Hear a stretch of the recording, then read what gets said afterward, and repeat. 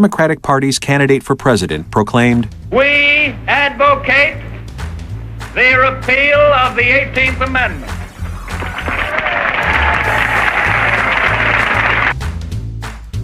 Now, President Roosevelt in the Cabinet Room, the White House, is about to sign the long-awaited beer bill. Back in 1933, when President Roosevelt gave Americans the okay to get drunk, speakeasy proprietors scrambled to stave off irrelevance. The bootleg profits amassed during the dry years gave rise to the mob. When the 18th Amendment was repealed, the mob was left with hundreds of useless venues furnished with every conceivable liquor-serving accoutrement. They salvaged their investments by retrofitting the speakeasy for legitimate nightclub use.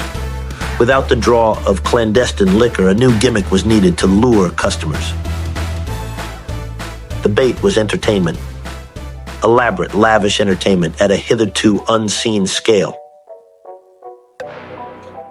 The explosion of mob-run nightclubs created a huge circuit of well-paying jobs for singers, dancers, acrobats, and comedians. Goons that had stood at speakeasy doors demanding secret passwords were now supper club frontmen, acting as the buffer between mob overlords and the public.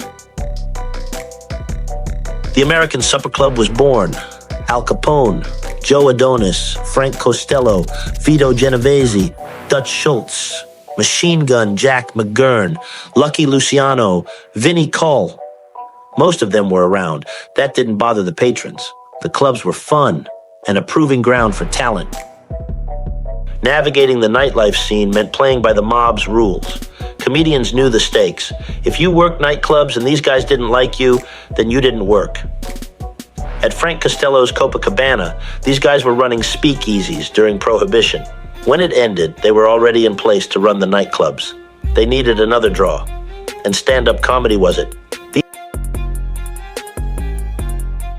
In those days when you worked at Copa or you worked Basin Street East, which I worked all those places, and in Florida when I worked the hotels and all, it was all mostly, wise guys.